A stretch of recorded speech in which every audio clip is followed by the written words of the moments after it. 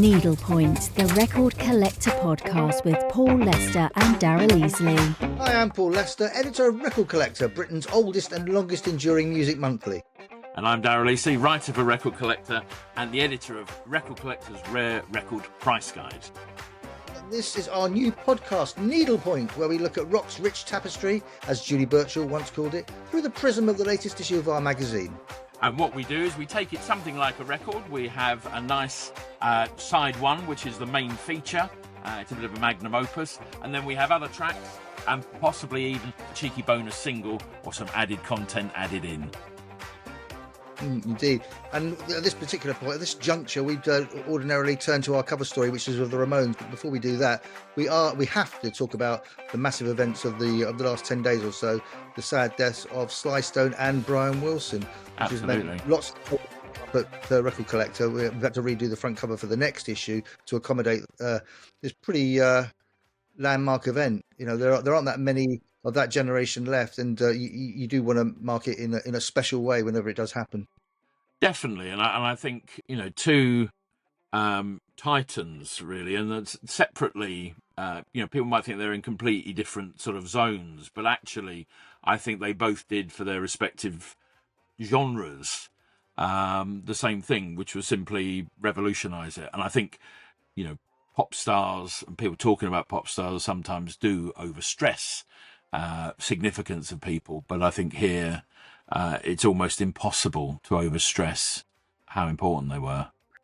Well, yeah, and well, at first glance you think, oh, they're quite different artists.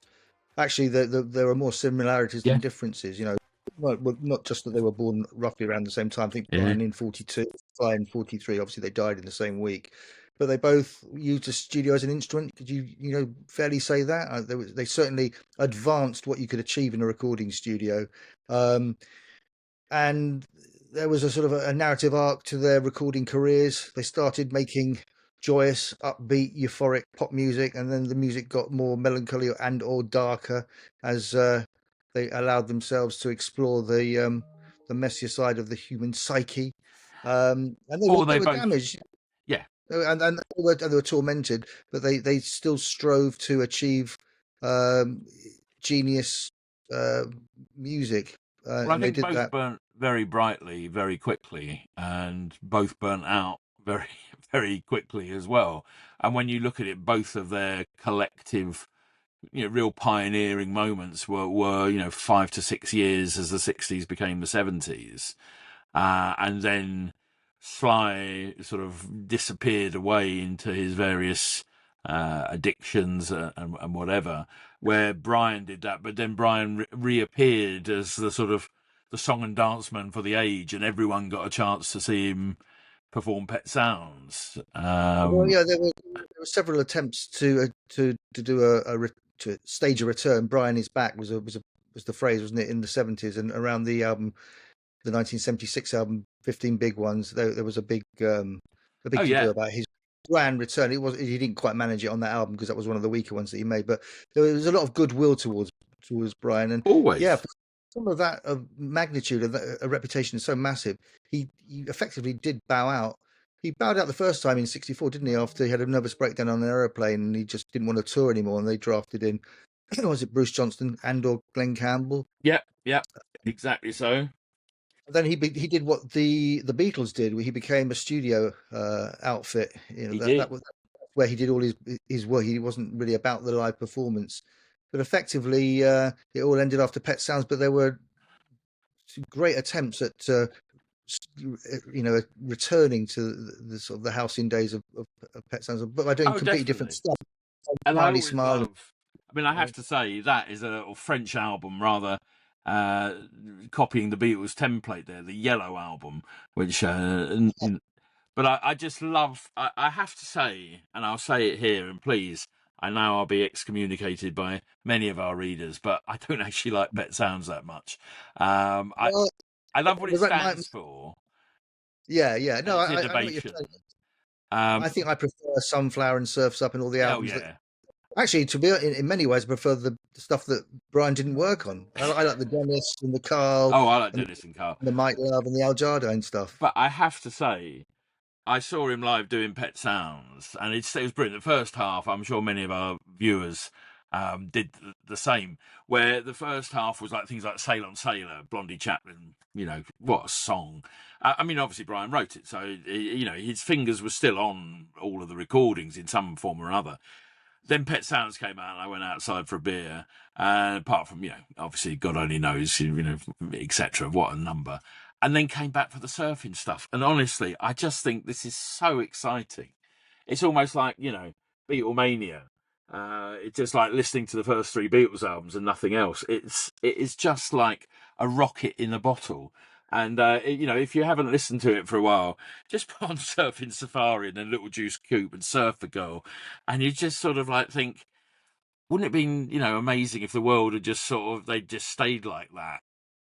Obviously, we wouldn't be talking about them now, but it's funny though. They're one of the tropes that gets trotted out every time somebody of any importance in the world of music or in any sphere really, but certainly in music, one of the tropes that gets trotted out is they were influential. But even given the fact that the Beach Boys had several phases and several different, they did completely different stuff in the early '60s than they did in the mid '60s and the late '60s and so on and so forth. Very few bands sound like the Beach Boys in any of their iterations. You could probably argue that Sly Stone was actually a more influential character. Whole careers were born out of what Sly did in the late '60s. Prince wouldn't have existed, to name but one. I mean, you could say that about Pet Sounds. It allowed the Beatles to go and make Sergeant Pepper. Absolutely. But certainly not the Candy Stripe phase of '62 and '63. I mean, very few groups have attempted to do that, probably for good reason. I don't actually like that stuff.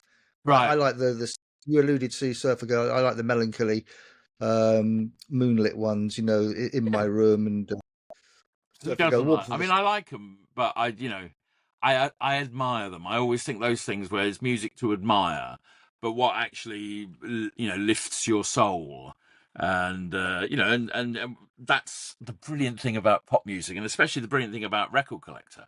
And of course, you're listening to Needlepoint, the Record Collector podcast, and do give us a like and a subscribe and a share and all that, because now we're for real, dude. But we can all like different things, and when the textbook is so thick, like you get with the Beach Boys, there's something for everyone in there, and Sly as well. I mean, I think people, talk about 4 or 5 records of his, but there was just innovation going on all the time. And I think when you look at that Summer of Soul film that came out a couple of years ago, to actually see them in their pomp playing, black, white, male, female, all of that, right at the heart of it, wonderful.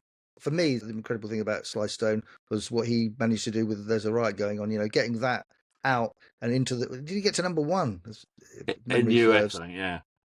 Surely one of the strangest sounding records ever to hit the number one slot in America or any country. Incredible stuff. And the Beach Boys, for me, I like the length and the breadth of their career, because you could argue that they had a longer, interesting period than any other band, because they were collectible and buyable and listenable from say 62, 63 all the way up to 79. I know that a lot of those 70s albums were dismissed at the time, like Love You and MIU. Oh yeah. And the album, but there has in recent years been an attempt to sort of rehabilitate those records. I think you rehabilitated the Light album, didn't you, in our Beach Boys special? In the Beach Boys special, because I think there's that thing that and I was reading something the other day, that thing that in the 70s rock critics were never as powerful before and were never as powerful afterwards, and you just these things were handed down, and if you read a bad review of something, it was sort of taken as gospel, because you couldn't like Spotify it or use another streaming service to hear it straight away and make up your own mind. You relied on the judgment of others, and the trope was Pet Sounds brilliant, Surf's Up great, the rest of it is off the boil. They're pop boilers. And especially because they dared to do the disco, they dared to go disco and do that long version of Here Comes the Night. And actually some of the stuff on that album beyond it, certainly Carl and Dennis's stuff is astonishing. Yeah, and then Carl, was it Full Sail and was it Full Sail? And Dennis Full did Sail's Baby Blue. Yeah, fantastic stuff. And I mean, those records, I think. Sorry. Well, it's just become a lazy, knee-jerk thing to say about those albums post Pet Sounds, is that they weren't as good as Pet Sounds. And I guess to some extent all artists have had that. But they're different. they're just so they're two different. I don't think many people actually bother to play those records, because if you do play them, there's some magnificent music on them. No, I do. I think And even Brian himself, Paul Brian, he had to trot out the cliches about his own career, when you suspected that he wished people would have paid a bit more attention to some of the later stuff, because then it wouldn't have. It was almost like a torment, not as good as Pet Sounds. I mean, I have to say, I went to interview Brian in the 90s, and I experienced somebody that sadly had failed to emerge from the shadow of the great records that he made in 66. Yeah. And it was very hard to sustain a conversation beyond that record. Yeah, no, it's true. And I think it's interesting with prices, because obviously if you want Pet Sounds, like original pressings, 150, mono and stereo, they're both well sought after, in really good condition. But I mean, for me, again, the prices sort of drop, getting to £45 for mono versions of Smiley Smile. And Wild Honey, I love Wild Honey. Beach Boys just going soul and bringing all their experience to bear. The title track for me is just like one of their greatest numbers. The Beach Boys. Well, sorry, I was just saying, I've heard it alleged that about many tracks that the Beach Boys did, that the favourite piece of music that the Beach Boys did for Brian himself was Darling. Mm. You can imagine that being the case.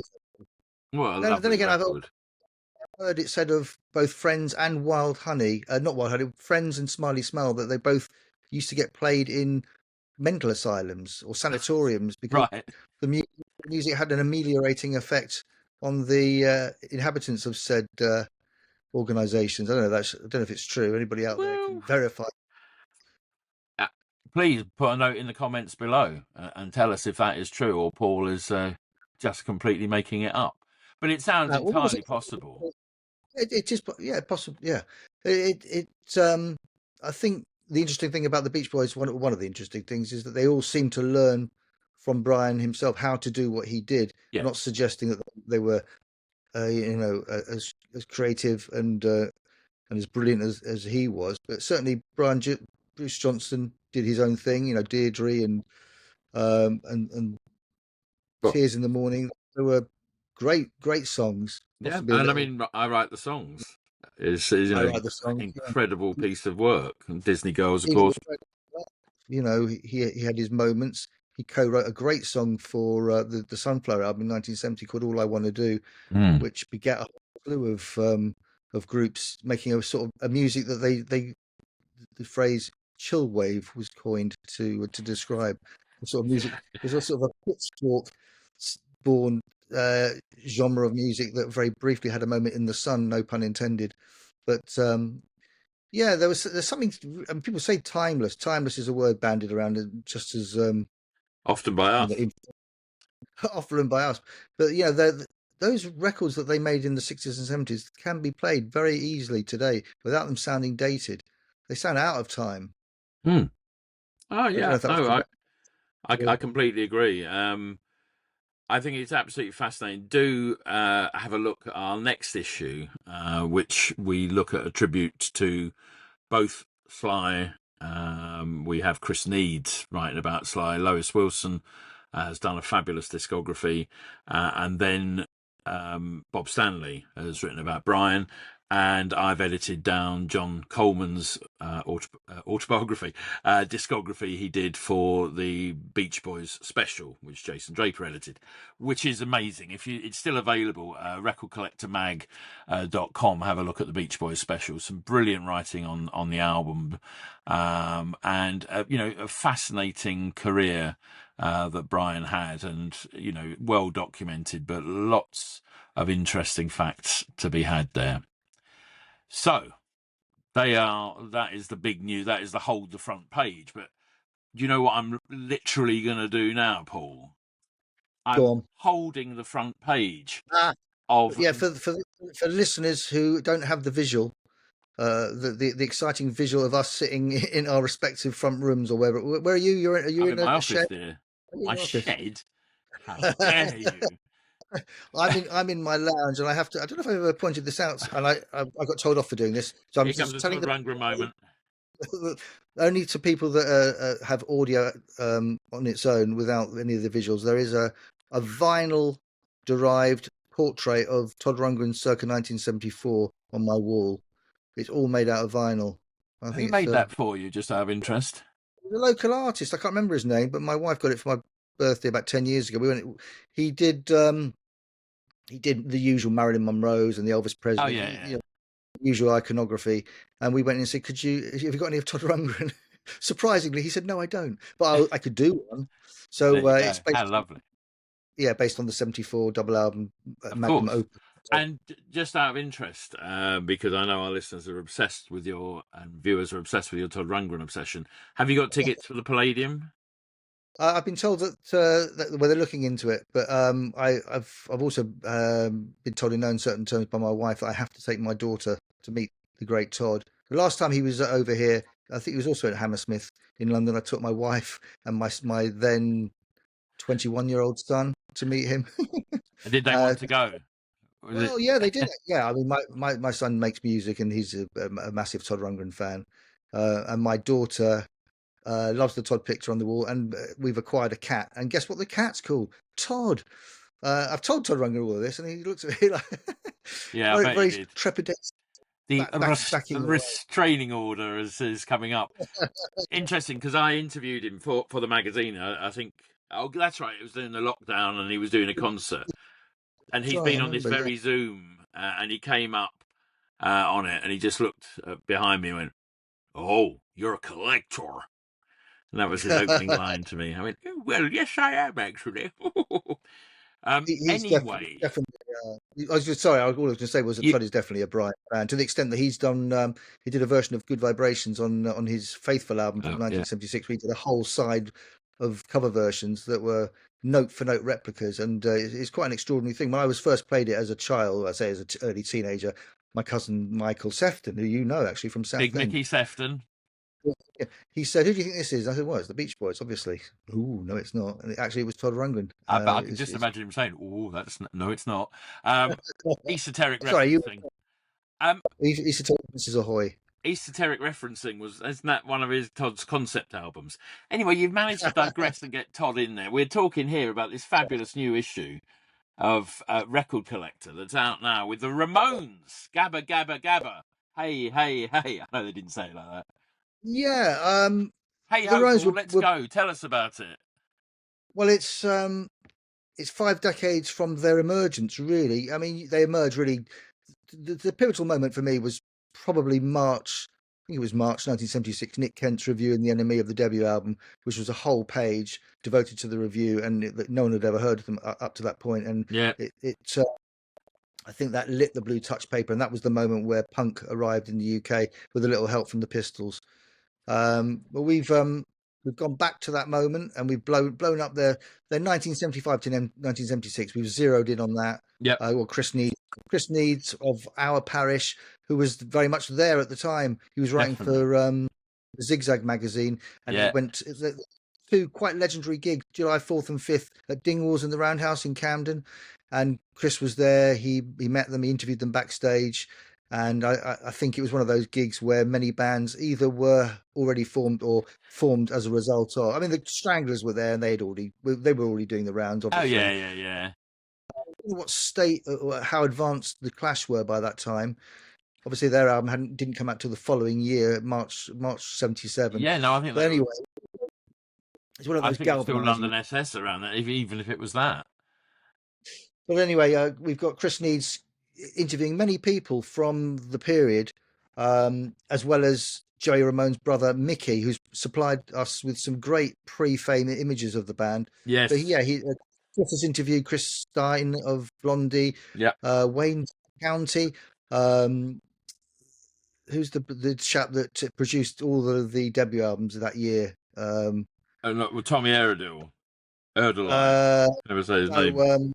He produced Richard Hell, and he produced Gotterer, wasn't it? Oh, Richard Gotterer, yeah. You probably don't say it like that, Richard.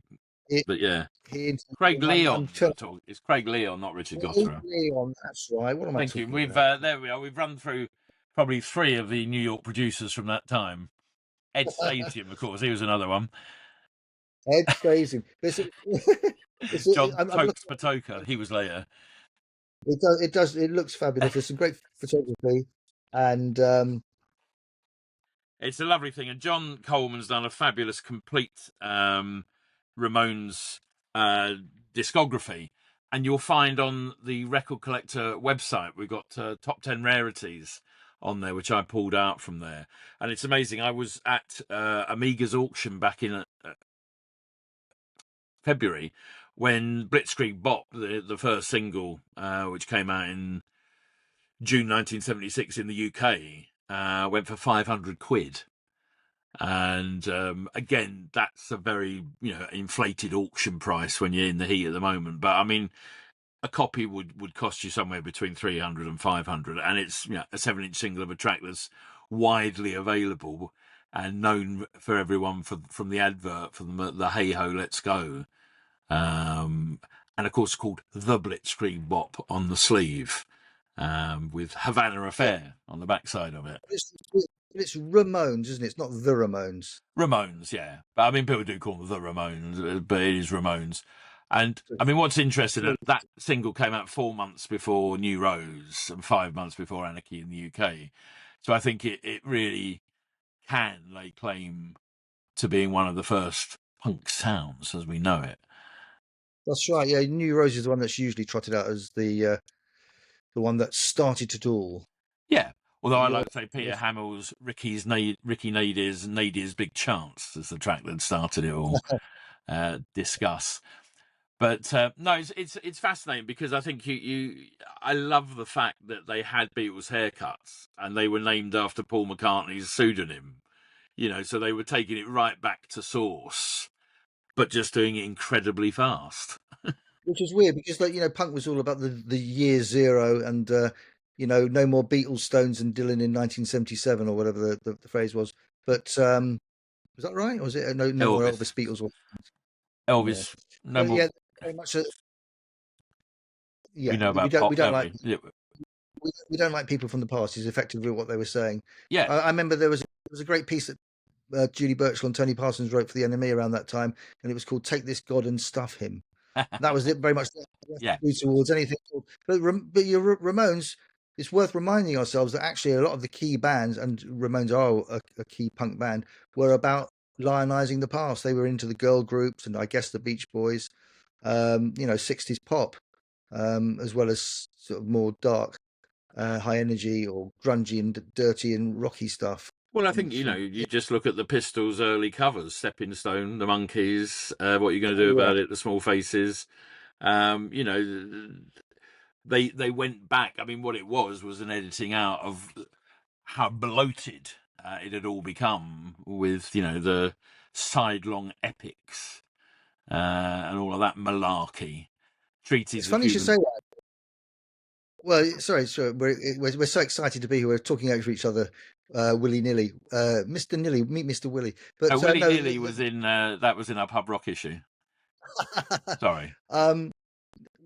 A book that's come out very recently, or it might not even be out yet. It might be imminently coming out. But Dylan Jones, is the former editor of was it GQ or was it Arena? GQ. Oh, well, both of them maybe actually. But then he became the Evening Standard editor as well, didn't he? Yeah. Anyway, he's written a book about 1975 and how great it was, because actually it is become traditional to say that 1975 was a wasteland and punk had to happen because it was such a miserable time and it was such a dearth of good music. But actually, funnily enough, about 10 years ago, I wrote an article for Record Collector called 75 Reasons Why 1975 Was a Great Year, trying to give the lie to the idea that 75 was this desert and there was nothing good. I mean, it's a ludicrous thing to say when you look at the records that came out that year. I mean, I don't want to start listing them here, but I'll go on then. Neil Young, Patti Smith's Horses, Brian Eno, Bowie, Young Americans. I mean, I struggled to get it down to 75. Ladies, Big Chance, Peter Hamill. Yeah, Todd Rundgren. Oh, there's that man again. Initiation, Spirit. Original soundtrack, 10cc. Steely Dan. I know it's the one that they always say is the weakest of their stuff, but Katie lied. Captain Fantastic and the Brown Dirt Cowboy. Possibly one of the greatest albums ever made. Yeah, Captain Fantastic. Venus and Mars. Yeah, I love Venus and Mars actually. I So love Venus and Mars. And for me, my favourite George Harrison album, which I'm going to actually think I'll put it there, Extra Texture. Read all about it. What a great album. So 1975 official George's soul album. Anyway, sorry, we digressed again. We digress wildly to talk about how great 1975 was. Because you were going to tell me, tell our listener here on Needlepoint, the Record Collector podcast, do give us a like and subscribe. It's all on the bottom there. And, you know, if you like this, if you don't, others are available, but not like this. You were talking about 1975, Dylan Jones, because you were about to say about how important it was, and the Ramones had their Genesis, although Genesis didn't release any new albums in 1975. Funny year for Genesis, actually, because Gabriel left. Transitional year. Yeah. But 75, this is where the Ramones sort of earned their stripes, plied their craft. Well, you can imagine the thinking behind declaring them to be an antidote to the dry dearth that was 1975 pop, because they're, high energy. They look the part. They look like a bunch of films. They look like they've come to teach rock and roll how to do it properly, give it a lesson, rough it up in the back alley, all of that. But all I'm saying is, along with those ideas, there is the prevailing notion that they were very much in hoc to 1966 pop. Oh, without doubt. So they come to start all over again and bring the revolution. Actually, what Brian was doing in the recording studio was more revolutionary 10 years before. And what absolutely. 1970. I mean, you've got to bear in mind that on the debut album, they covered Chris Montez's Let's Dance. Yeah, you couldn't ask for a less incendiary or less provocative. Yeah, only at the hop would be slightly less, and then Rock Around the Clock. They're the big three. They're the steps you go down. Let's Dance into At the Hop into Rock Around the Clock. You want a bit of easy R&R. But I mean, yeah, it's fascinating. And you look at their covers they did throughout their career was just absolutely homage to their childhood. But I suppose so many covers. And they made a record with somebody that was recording in the mid to late 60s, Graham Gouldman. Yep, very much so. A chap who once wrote a song called Bus Stop. Who wrote half of I'm Not in Love from the album original soundtrack that came out in 1975. Yes, along with Bohemian Rhapsody. A record which changed everything. However, we have lots of other things in the magazine as well. We lovely feature on Pentangle, is there not? Great interview with one member of Pentangle, Jackie McShee, speaks at length of Pentangle and their status as the folk rock Beatles. Discuss. I mean, I left a pregnant pause there. We'll put Fairport and them in the alley and see what happens. But I mean, Fairport, Incredible String Band, or Pentangle? Which one is the one? Who's the Beatles? Who's the Stones? And who's the Dylan? Well, it's a very interesting thing. I would say all have elements of all three. I think what Pentangle did that was different had that real jazz influence in it. I think Incredible String Band were the first to really embrace what we would call hippiedom. And I think Fairport did that amazing thing of really fusing rock in a way that Pentangle never did. They did play rocky stuff, but they didn't wig out. I mean, if you listen to Fairport 69, 70, I'm sure television were listening to them live just to hear the way the guitars were banging each other, which Pentangle never did. But I would say Pentangle would lay claim to being probably the Beatles, and I would say Incredible String were Dylan and Fairport were the Stones. Nice. Discuss. Good answer to the question. US folk rock and UK folk rock are quite different animals, though, aren't they? Yes. I mean, what would be US folk rock then? Judy Collins. I think Judy Collins gets written out quite a lot of things. I mean, she was right there. I mean, the whole Electra vibe, that stable. And obviously you've got Joe Boyd who worked, the American in England, and Jack Holzman who, Elektra really looked at the UK catalogue as well as the US catalogue. Tim Buckley starts as a folk rock artist, isn't it? Well, I think all of them ventured into jazzy territory as his albums progressed. I mean, I think, you could argue that Neil Young started as a folk rocker. Joni certainly did. I think there's, you could say there's elements of folk in what Jefferson Airplane were doing, certainly in what the Dead were doing. It was all from that Dylan sort of electrifying moment where you had all the people in his, wider coterie making that sound. Where over here we had the most sort of, incredible characters. The lone troubadours, hence the Troubadour Club, where most of them played. But obviously Dylan saw what was happening here. Paul Simon saw what was happening here when they were over here. And it's lots of books have been written, many great ones. Electric Muse was the original one. I think, Rob Young's Electric Eden and things like that all look into that sort of time. One of the fascinating ones, and I'm so excited because I interviewed Robin Scott yesterday from M. And yeah, how did it go? Brilliant. You told me that it turns out that he actually should have been around during the pub rock era because he was a manager of Rugulator. Oh, honestly, Robin Scott. Rugulator sounding record ever made was M's pop music. Yeah, no, absolutely. You hear the original R&B version of pop music, which you can hear on streaming services.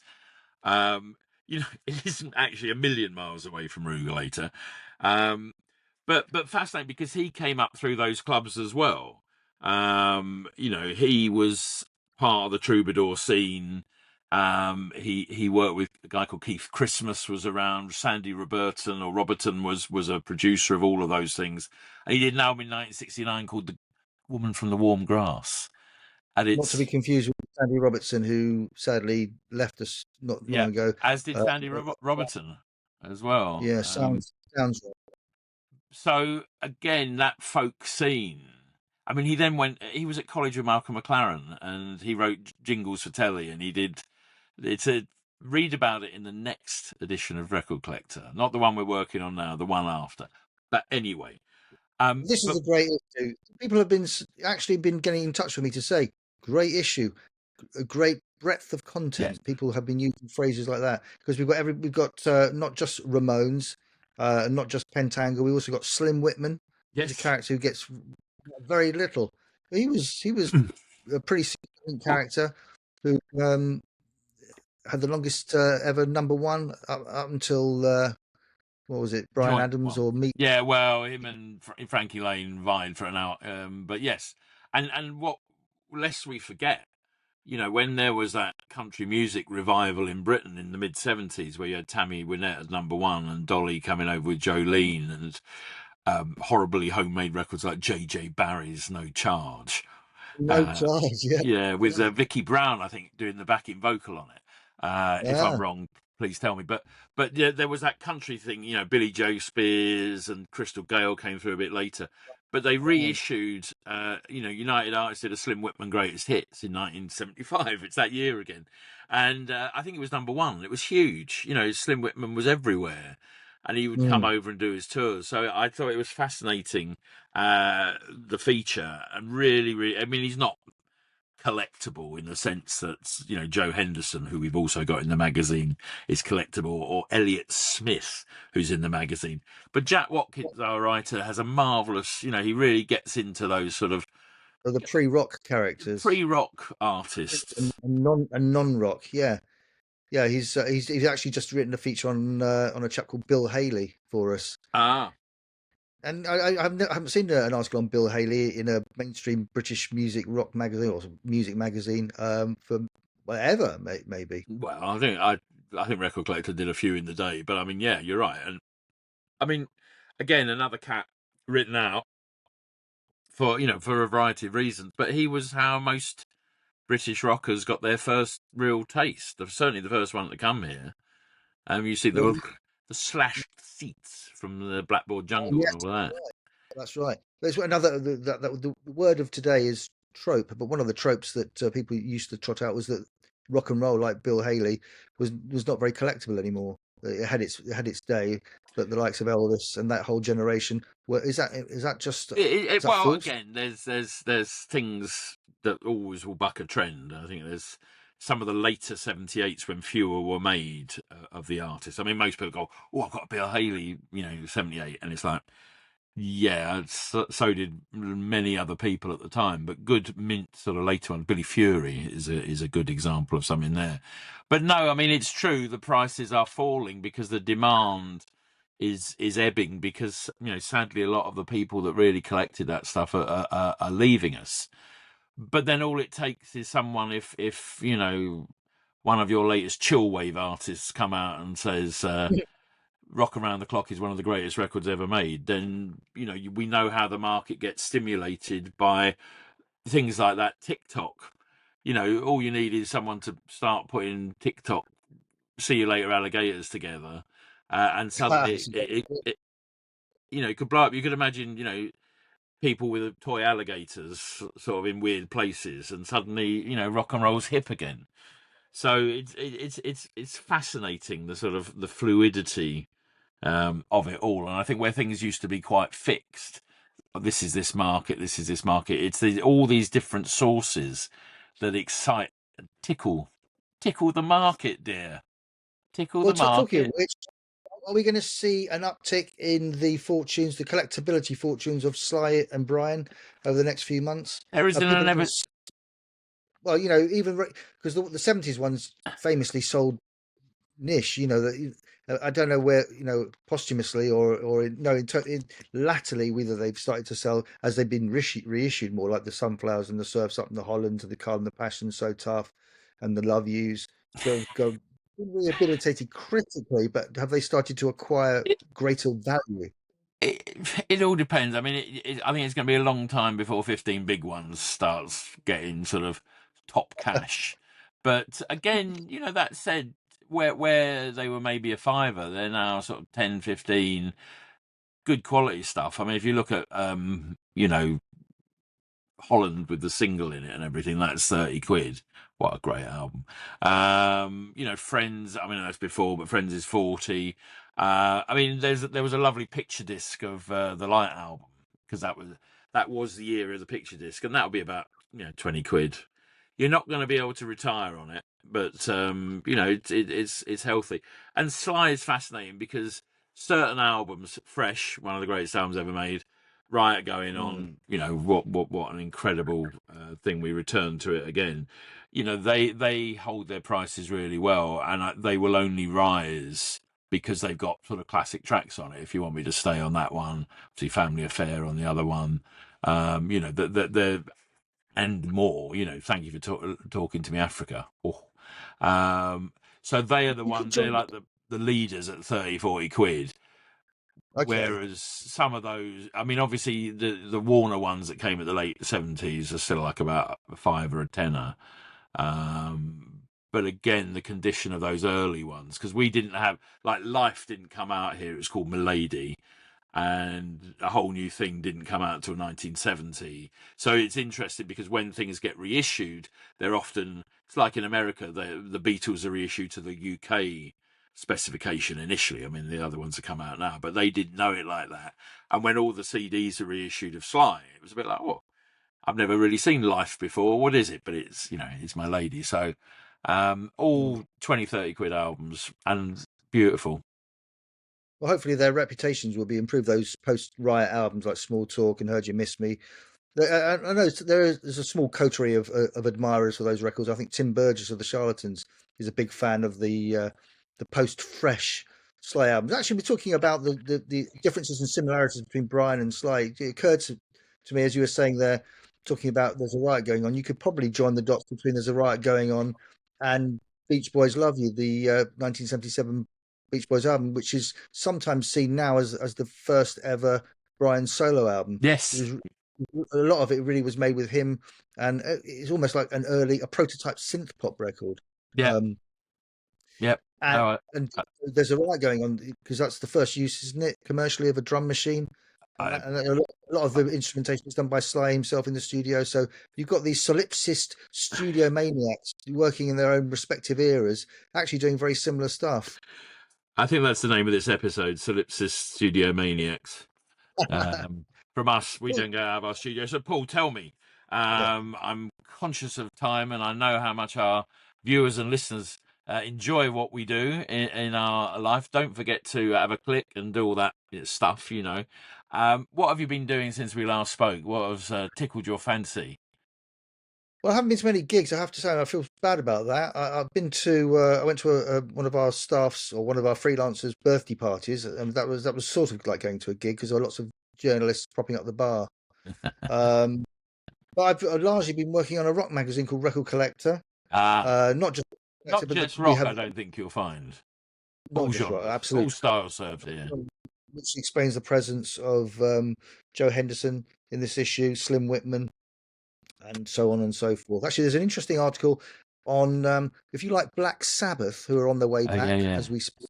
You like Sabbath, but you've rinsed your Sabbath albums, want more of similar, if not the same, then check out our feature on the bands that formed in the wake of Black Sabbath and Zeppelin in the 70s, who kind of disappeared without trace. Bands with names like BOMB and Crimson Earth. The chap from Napalm Death, is it death metal? The death metal band from the Midlands has compiled uh, um, 2 LPs worth, I think it is, a sort of a nuggets for proto stoner rock and doom fans. It says here of bands making a Sabbathy droney racket. We've done Stevie Chick has done a feature on these bands. Some of them are still around, which is but interesting article, as is our continuing article on great 45s from cities around the world, and very much so. Of Newcastle to come under the spotlight. Who knew? Great city. Everything from the Animals to, I'm having to look down at this, so apologies to people that are watching this. You got the view of my head, but from the Animals to Roxy Music to Penetration to Pet Shop Boys and Prefab Sprout. It's a very interesting collection of stuff.